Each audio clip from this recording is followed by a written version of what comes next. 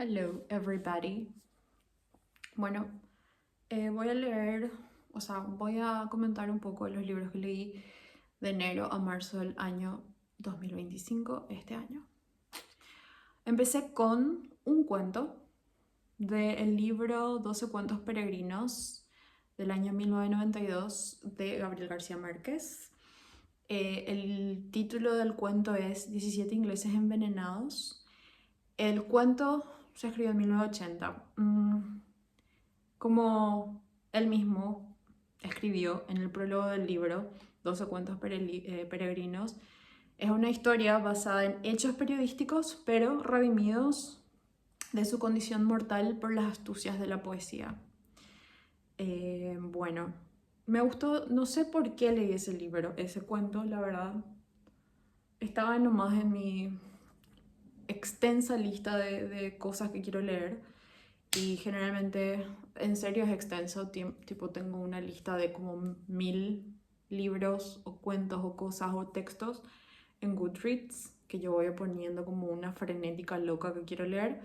Y después pongo quizás o random o dependiendo de cualquier cosa, elijo el filtro y así leo. ¿Por qué? Porque me gusta mucho no tener como un pensamiento lineal, sino que me gusta que sea así, aleatoriamente. Bueno, ¿por qué? No lo sé. Siempre lo interesante es que siempre leo algún libro de Gabriel García Márquez, en este caso un cuento nomás, pero bueno, algo de él cada año, desde hace como 5 años, creo.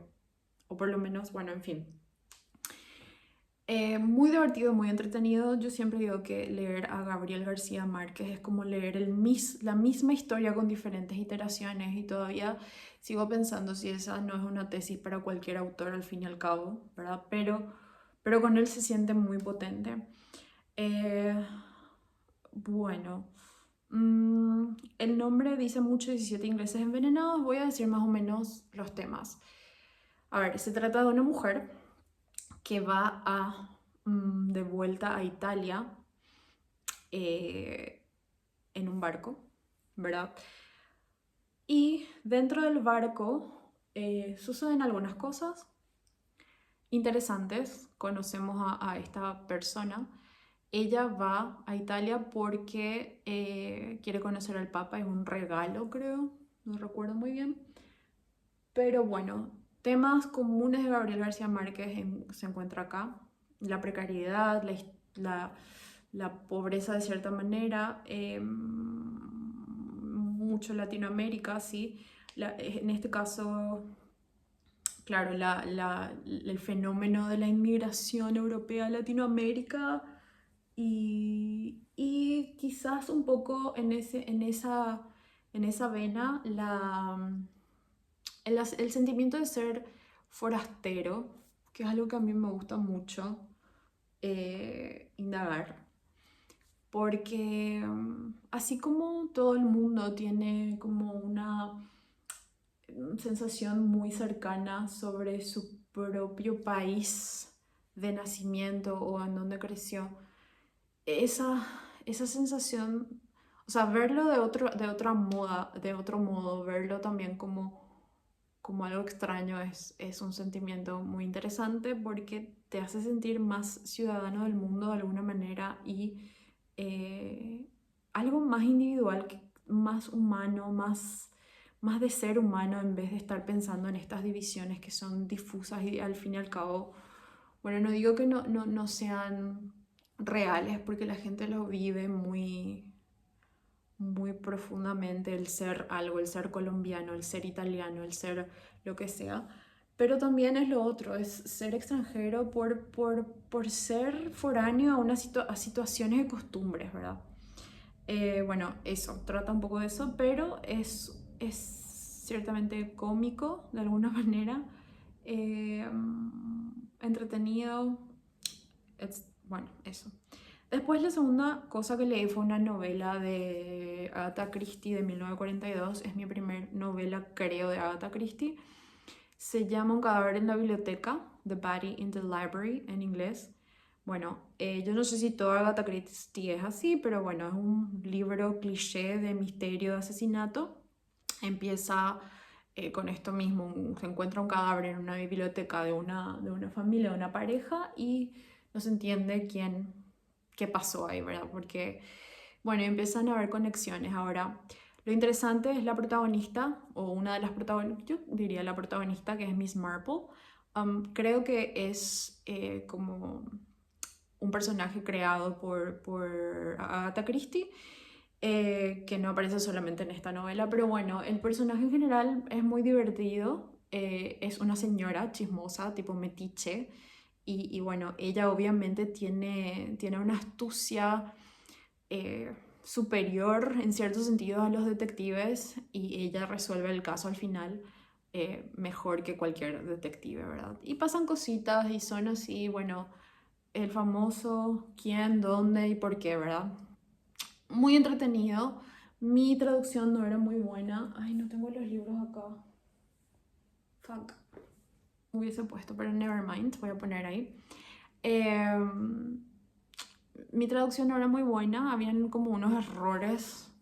Pero bueno, de todas maneras lo disfruté. Eh, y quizás en algún otro momento vuelva a leer a Agatha Christie. No es algo que no lo haría, sino que muy por el contrario me gustó. Luego leí una novela de 2012, algo un poco más nuevo, ¿verdad? Beautiful Ruins de Joss Walter. Esto fue un bestseller en su momento. La verdad es que me gustó muchísimo, disfruté muchísimo leer este libro.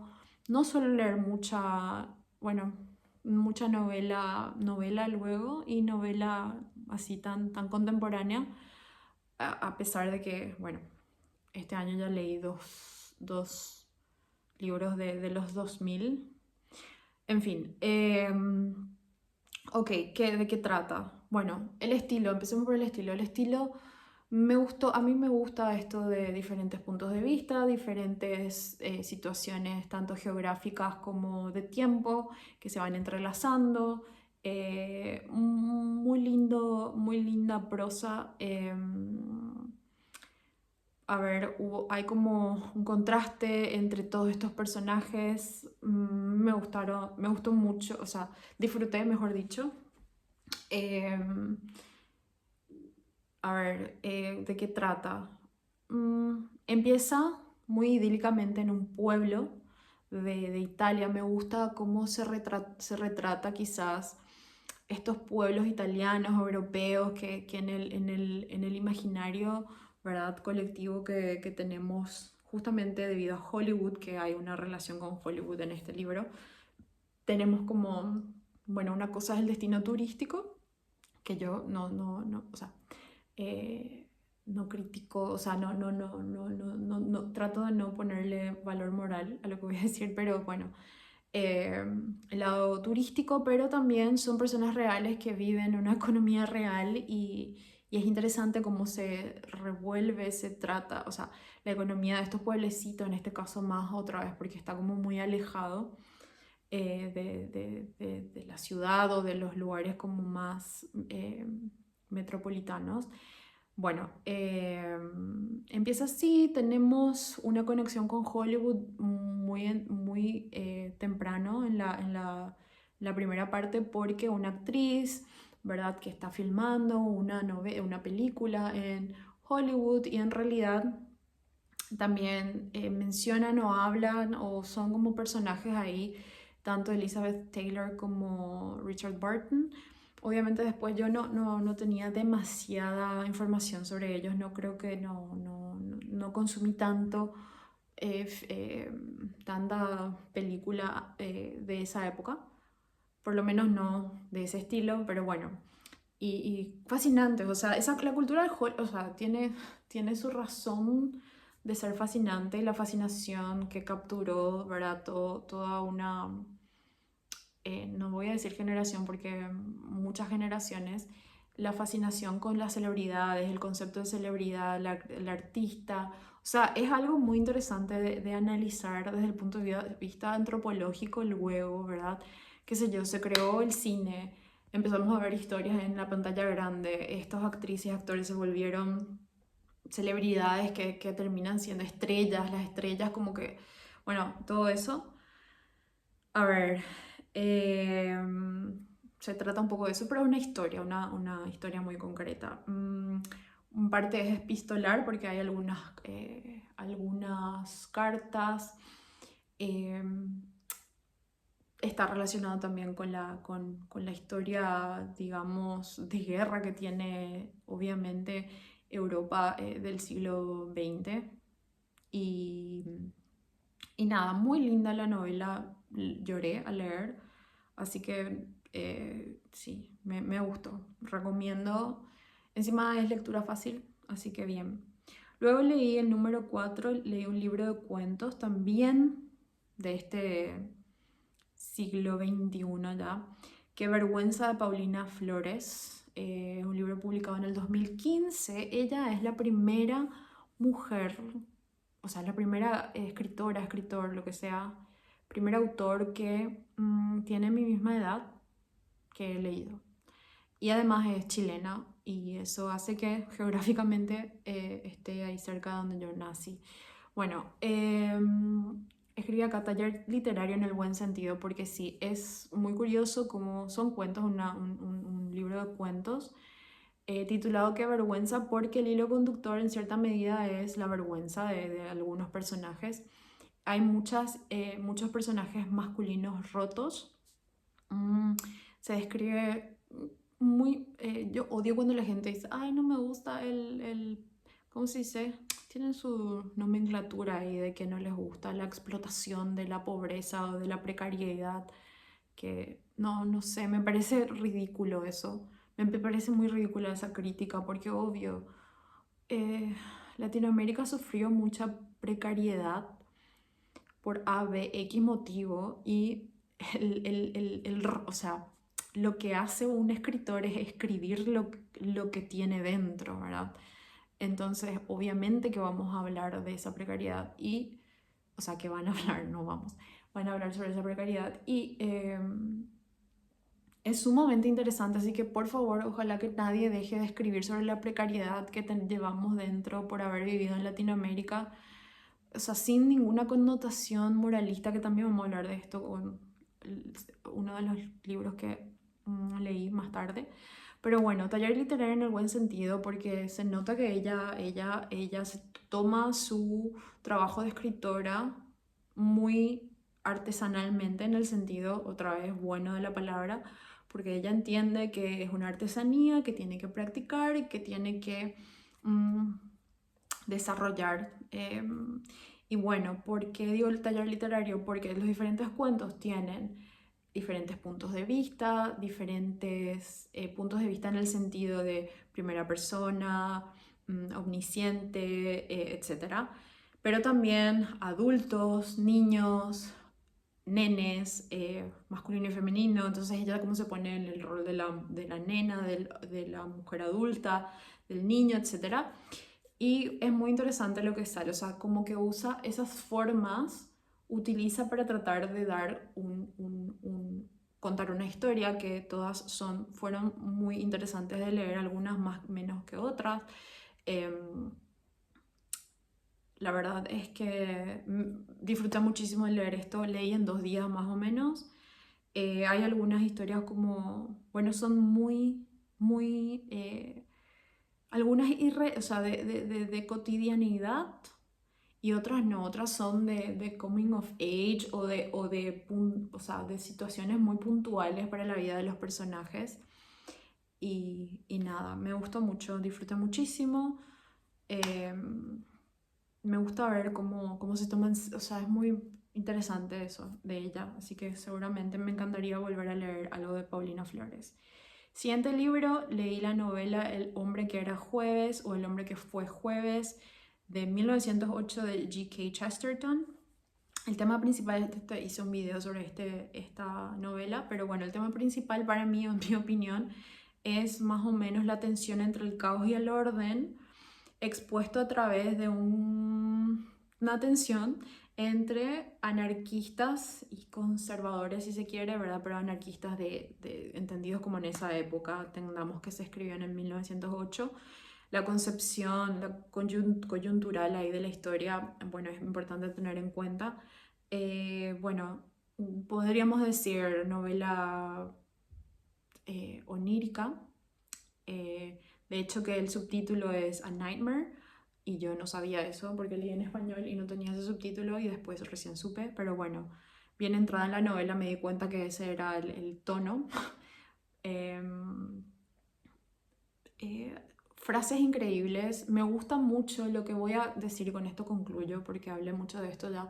Me gusta mucho un intelectual como G.K. Chesterton, claramente conservador en el sentido de personalidad, y obviamente eso también se tradujo si leemos a Chesterton porque él era periodista, en su cosmovisión política, que tenga esta pluma también artística, ¿verdad? Entonces es para mí muy interesante explorar eso, la visión conservadora, pero desde el punto de vista artístico, que quizás no es tan común o no es tan común como el arte en lo que sería, a ver, digamos, a ver, hay varias cosas, ¿verdad? Pero el progresismo por un lado y también la izquierda en general, o sea, el arte cooptado.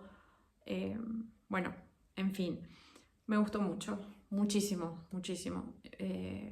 Pero sí me costó en el sentido de seguir el hilo de algunas cosas porque es una novela bien, bien metafísica, bien metafórica y bueno, eso. Así que un placer igual leerle. Y me hizo recordar a Borges. Pensé, hija, seguro que Borges tenía opinión sobre este muchacho y seguro que le gustaba. Y lo and behold, después leí un libro de ensayos de Borges y había uno que se titulaba G.K. Chesterton. No solo eso, sino que en, varios ensayos también lo nombró. Bueno, en fin.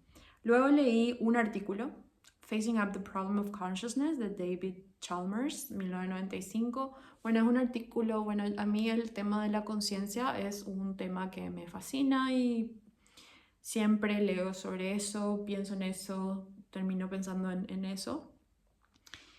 Y bueno, es un artículo importante en la historia de resolver este problema, el problema de la conciencia, en donde básicamente, o sea, porque es tan fundamental, porque él propone esta diferencia primero entre lo que se llama the hard problem of consciousness, o sea, el problema difícil de la conciencia, y los soft problems of consciousness o easy problems of consciousness. Entonces, el fácil, ¿verdad?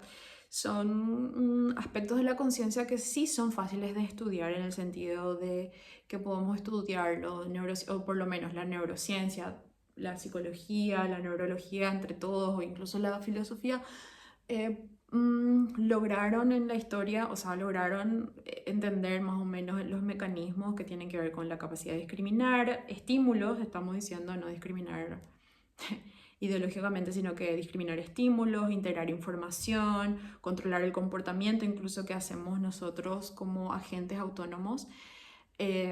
Bueno, se pueden explicar mediante procesos físicos o computacionales, que él lo llama problemas fáciles. Y luego, ¿qué es lo difícil? El problema difícil es explicar por qué y cómo ciertos procesos cerebrales se acompañan de experiencias subjetivas, es decir, el sentir algo, también conocido en filosofía como qualia. Bueno, esta parte, el hard problem, también yo creo que lo que diría es que me pareció mucho más, o sea, bueno, lo que diría es que si te interesa este tema, más que Facing Up the Problem of Consciousness, diría que leas What It's Like to Be a Bat de Thomas Nagel, que se siente ser un bat, ¿cómo se dice? Bat, murciélago. Bueno, y en donde explora esto justamente, que es el problema de la subjetividad. ¿Por qué? ¿Por qué nos entendemos sujetos, básicamente? Porque podemos hacer todas las otras cosas sin entendernos sujetos. ¿Por qué nos entendemos sujetos? Y bueno, algunos dicen que es una ilusión, pero ¿por qué existe tal ilusión, etcétera? Es más o menos el tema, el hard problem, que sigue siendo un hard problem y que es fascinante. Así que, bueno, eso. Luego leí un memoir, me encantan los memoirs. Leí a una autora que ya le leí varias veces, o sea, es el cuarto libro que leo de ella, se llama Elizabeth Wurtzel. Este libro en particular se llama More Now Again, del año 2000, también entrando ahí ya al siglo XXI. Así que, bueno, es un memoir, como dije, sobre su problema con la adicción. Particularmente, ella tenía una adicción a la Ritalina, pero no solo eso. Y cuenta su historia, cuenta su vida, y a mí me encanta cómo ella cuenta. Bueno, temas: adicción, autodestrucción, fama también, porque ella se hizo famosa escribiendo otro memoir cuando era muy joven, a los 20 y tantos, que se llama Prozac Nation. Fue muy famosa esa novela, y luego se hizo incluso una película basada en eso, que no le gustó mucho. Yo estoy de acuerdo en la crítica que hizo Elizabeth sobre la película que se hizo sobre su libro, que es que ella dijo: mi libro era muy gracioso, esta película no tenía nada de, o sea, no tenía ese edge tipo cómico. Bueno, en fin, entonces habla también de la fama, lo que le causó un poco, ¿verdad? Tangencialmente se entiende, la fama a ella, pero también cuenta su recuperación, porque cuenta cómo, claro. Ahora, una crítica muy común a ella, a este tipo de escritoras, a ella en particular, es que es muy self-indulgent. Y que pucha, otra cosa que odio, hablé más allá de, hablé antes de que me molesta cuando la gente critica del sobreuso de la pobreza o la precariedad de los autores latinoamericanos. También me molesta, por la misma razón, me molesta cuando la crítica de eso es muy self-indulgent, muy autoindulgente. Bueno, yo creo que un autor justamente o sea, no hay nada más necesario que la autoindulgencia para un autor. O sea, yo cuando leo, es lo que quiero ver es su experiencia, o su experiencia individual, sobre todo en un memoir. Pero también en un escritor de ficción quiero ver a través de sus ojos, sus palabras, cuáles son sus obsesiones, qué le motiva individualmente. Y también esto relacionamos con el concepto de subjetivo, ¿verdad? Porque es eso es lo que busco, no quiero otra cosa. Bueno, no me interesa un autor comedido que empiece a poner disclaimers y peros y no sé qué. Para eso voy a leer un artículo científico de los que hay ahora, ¿verdad? Porque antes incluso los artículos científicos estaban escritos mucho más eh, bellamente. Hoy en día son tan tipo austeros, en el sentido malo de la palabra, muy astringentes, pero bueno, eso es otro tema. Eh, Claro, no quiero que el autor sea ni comedido, ni que empiece a poner disclaimers, ni tampoco otra cosa. No todo tiene por qué ser sano, positivo, escrupuloso, una narrativa correcta, astringente, así como digo. Tipo, para eso leo un artículo científico. Sobre todo, bueno, en muchas cuestiones. Si hacemos esto, también corren el riesgo los autores de escribir panfletos, ser panfletarios, ser propagandísticos, ser como, qué sé yo, eso que es horrible. O otra cosa que también tienden a hacer es complaciente con las masas, que es horrible también leer eso. Es muy, da dolor en el estómago cuando te das cuenta que un autor trata de hacer eso. Si una persona busca entretenerse de esa manera, que no se vea una película de Disney de los últimos 10 años, que antes eran eh, obras de arte y hoy en día son panfletos. O sí. Bueno, esto voy a relacionar con un ensayo que leí también de Borges, como dije. Eso no, ¿entendés? Lo que le sale al autor es ser autoindulgente, sí. Son o por lo menos los que a mí más me gustan, no sé, pueden decir si no. Ok, siguiente. Número 8, justamente, libro de ensayos, Otras Inquisiciones de Borges, 1952. Dije que voy a leer todo Borges, así que empecé con esto, o sea, continué con esto porque ya tengo un par de libros leídos de él. Bueno, me encanta leer ensayo además, tipo, es algo que disfruto mucho. Y alguien como Borges también, que es un todólogo, ya piró eso, o sea, tipo, sé que como que está mal visto hoy en día eso, quizás por el tema de la, bueno, qué sé yo.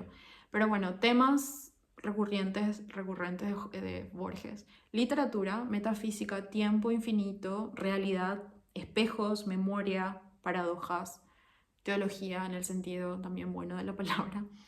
Menciona muchos autores, esto me encanta a mí porque me gusta tejer esos mapas mentales, ¿verdad? Autores mencionados que anoté acá: Spinoza, Berkeley, Schopenhauer, Hume, Nietzsche, Kafka, Chesterton, Cervantes, Dante, Swedenborg, Eliot, Emerson, Joyce, Blake, Wells, De Quincey, Bloy, Lao Tse y Oscar Wilde. También puse aparte el ensayo que quiero relacionar con lo que dije anteriormente, el panfletario, de la escritura panfletaria. Tiene un ensayo que se llama Nathaniel Hawthorne, que es también otro escritor.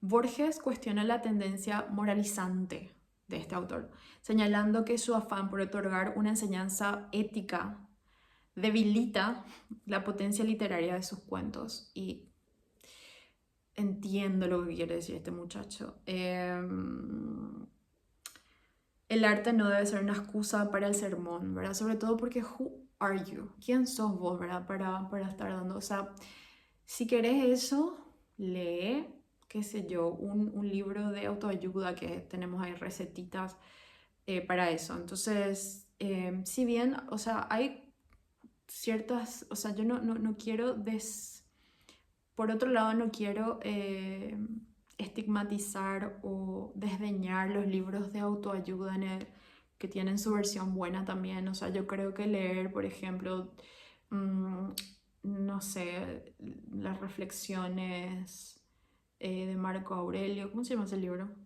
Me olvidé. Pero bueno, son interesantes porque es como que él te dice, bueno, yo aprendí esto y creo que para vivir una buena vida esto me sirve, ¿verdad?